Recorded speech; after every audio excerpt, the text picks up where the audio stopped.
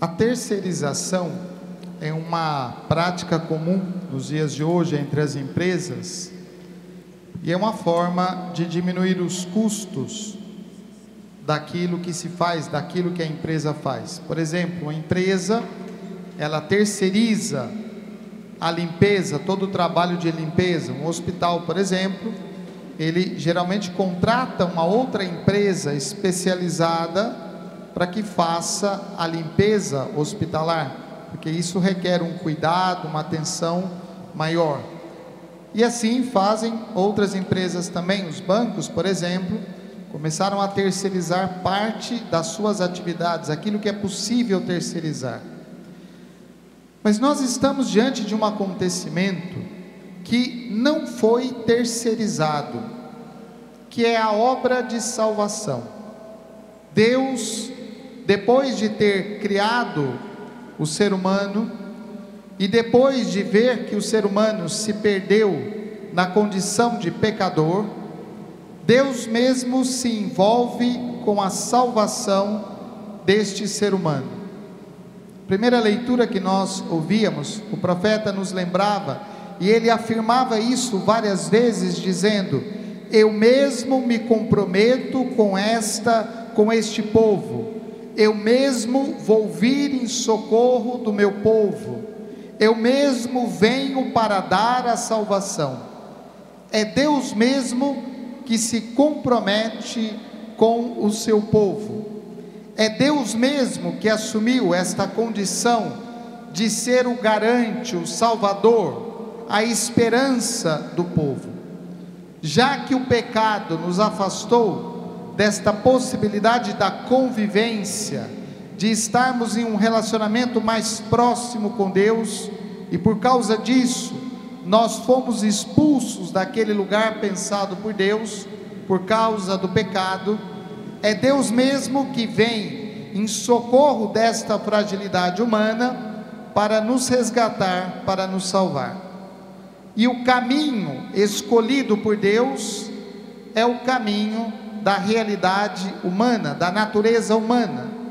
Deus assumiu a nossa natureza, assumiu a natureza humana em toda a sua fragilidade, assumiu a natureza humana em toda a sua pequenez, menos no pecado, porque o pecado não foi criado por Deus, o pecado não é vontade de Deus, o pecado é a rebeldia da pessoa humana diante de um projeto de vida que é o projeto de Deus.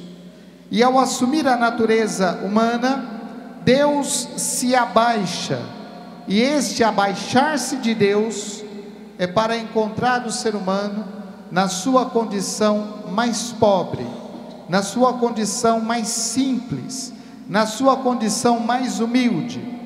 Deus desce à nossa realidade para nos elevar à dignidade que Ele tem por natureza. Deus assumiu aquilo que nós somos para que nós nos tornássemos aquilo que Ele é. Isso é algo que a igreja sempre ensinou, isso é algo que a igreja sempre proclamou. E ao celebrar a festa de Cristo Rei, nós nos encontramos exatamente diante desse Senhor, desse Deus que se abaixou, que assumiu o nosso sofrimento, as nossas dores, que compartilhou da nossa realidade para nos elevar e para nos resgatar da morte. Ele, como dizia a segunda leitura, primícia daqueles que devem ressuscitar, primícia daqueles que vão estar agora na casa de Deus, não mais no jardim, mas na intimidade mais profunda de Deus. Nós não fomos criados para permanecer no jardim da casa de Deus, como estávamos antes, mas nós fomos criados para adentrar na intimidade de Deus. É isso que nos revela o mistério da ascensão do Senhor.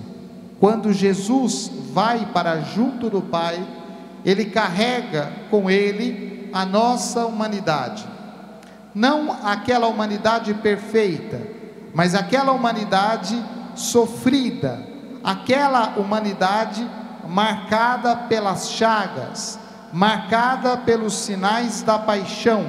Ele carrega esta humanidade agora redimida. Esse é o Cristo Rei, e nós reconhecemos a realeza de Cristo no mistério da cruz. Ali nós entendemos aonde foi capaz de chegar o amor de Deus para nos resgatar. Deus não só não terceirizou a salvação, Deus não só se comprometeu com a nossa salvação, como assumiu o mistério da cruz para nos demonstrar este amor que não tem limite, o amor que é capaz de chegar até o mistério da cruz. E aí, neste evangelho que nós ouvimos, capítulo 25 de São Mateus, ele nos coloca diretamente dentro daquilo que é a proposta da vida cristã. Jesus já havia ensinado aos discípulos qual é o caminho para chegar à vida cristã. Os capítulos 5, 6 e 7 de São Mateus são um grande resumo, uma grande proposta da vida cristã. Mas aqui seria apenas uma proposta teórica, uma teoria sobre o que é ser cristão. O Papa Bento XVI nos lembra que não se chega a ser cristão por um conjunto de doutrinas. Não é uma teoria, não é uma doutrina, mas é um encontro, e o encontro pessoal com Cristo, o encontro pessoal com Cristo capaz de nos transformar, capaz de transformar o homem por dentro. Nós vivemos num mundo muito estranho, que cada vez mais tem técnicas, tem tecnologias para transformar a parte externa do homem. Cada vez mais se investe em tecnologias capazes de rejuvenescer a pessoa humana, capaz de esconder os sinais da idade, da velhice, capaz de desfazer as rugas, capaz de dar uma aparência mais jovem, mas tudo isso é a parte externa. A renovação do encontro com Cristo é uma renovação interior, é o encontro que transforma o homem a partir de dentro, que transforma a pessoa humana a partir da sua realidade mais profunda, e é somente a partir desta realidade mais profunda que nós podemos falar em verdadeira transformação, que nós podemos falar em conversão ou em mudança de vida. E por isso, a parábola que Jesus conta nesse dia é uma parábola que mostra a simplicidade do compromisso com Deus. Para sermos de fato cristãos, não é preciso nenhuma escola de teologia. Para sermos de fato cristãos, não é preciso nenhum curso de mestrado, de doutorado, de pós-doutorado, ou todas as coisas que existem por aí. Não é preciso nenhuma capacitação técnica especial. Para sermos de fato cristão, é preciso de uma coisa muito simples: colocar em prática esta palavra, viver em primeira pessoa, viver a partir de nós mesmos, desse encontro e a partir desse encontro. O encontro que, tão simples, é feito de gestos tão despercebidos. Basta dar um copo de água a quem tem sede. Basta alimentar aquele que tem fome. Basta visitar aquele que está preso ou doente. Basta ter sensibilidade para perceber Cristo no outro. Basta simplesmente termos a capacidade de não ficar olhando para as coisas futuras, as coisas do céu, simplesmente, mas termos uma atitude de compromisso com a nossa fé a partir da realidade que está à nossa volta. É algo muito simples, é algo que de tão simples às vezes nos passa despercebido, como é possível que este seja o caminho? E a parábola expressa isso. A separação aqui, falada por Jesus, não é uma separação que parte daquilo que se gosta ou não. Nós, quando vamos fazer separação das coisas, nós separamos a partir daquilo que gostamos e daquilo que não gostamos. Nós fazemos diferenciações entre as pessoas. Nós separamos a partir de categorias humanas. E às vezes, até na igreja, nós estamos marcados pelas separações de categorias humanas, de características ideológicas, de características políticas. E aqui, quando Jesus fala do lado direito e do lado esquerdo, nada tem a ver com projetos ou propostas políticas, porque todas estas propostas e projetos são puramente humanos. Mas a separação que Jesus fala, ela parte de algo que é concreto, a separação das ovelhas dos cabritos, daqueles que pelas suas atitudes, pela sua vivência, se identificam com uma realidade ou com outra. A escolha de Deus, ela não é realmente uma escolha, e sim uma separação que parte das escolhas que nós fazemos.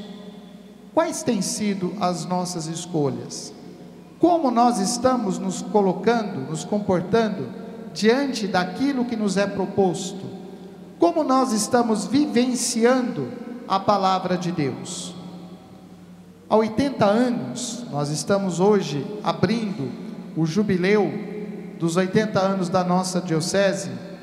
Há 80 anos, homens e mulheres naquele tempo estavam neste lugar, nesta cidade, celebrando a criação dessa diocese, com esperanças, com sonhos de construir aqui uma igreja, de construir aqui um sinal do reino de Deus, a partir da vivência da palavra proclamada, anunciada, com a celebração da Santa Eucaristia.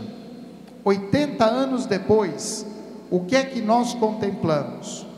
Contemplamos aquele trabalho que já foi realizado por tantos homens e mulheres, por tantos ministros ordenados ao longo de todo esse tempo. Mas precisamos olhar para o futuro. A árvore, o carvalho, é uma árvore frondosa, capaz de abrigar debaixo dos seus ramos o ninho de muitos passarinhos, capaz de abrigar nos seus ramos muitos animais, capaz de sustentar a vida de muitos outros seres. E ela não para de crescer. Nós não estamos celebrando o encerramento de uma caminhada, ao contrário, nós estamos celebrando tudo aquilo que foi feito, tudo aquilo que veio, tudo aquilo que foi sendo construído, justamente para projetar no futuro o compromisso que nós precisamos ter no presente. É hoje, é no presente que está o nosso compromisso de fé. É no presente que nós precisamos tornar concreta, real, verdadeira essa palavra proclamada, anunciada.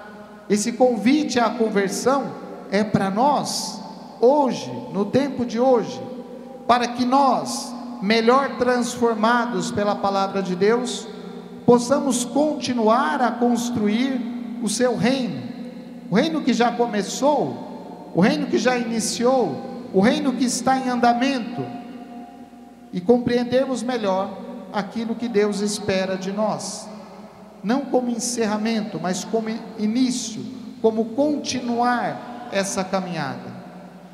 Que Deus nos ajude a termos consciência disso, diante desta palavra anunciada, que Maria, a Senhora dos prazeres, a Senhora das alegrias, alegre-se conosco nesta caminhada, que também é feita de dores, que também é feita de sofrimento, mas dores e sofrimentos que têm um sentido, e ela, como mãe, compreende muito bem isso. Que Deus nos ajude nessa caminhada e que nós possamos continuar no tempo presente a sermos testemunhas fiéis de Jesus Cristo. Louvado seja nosso Senhor Jesus Cristo.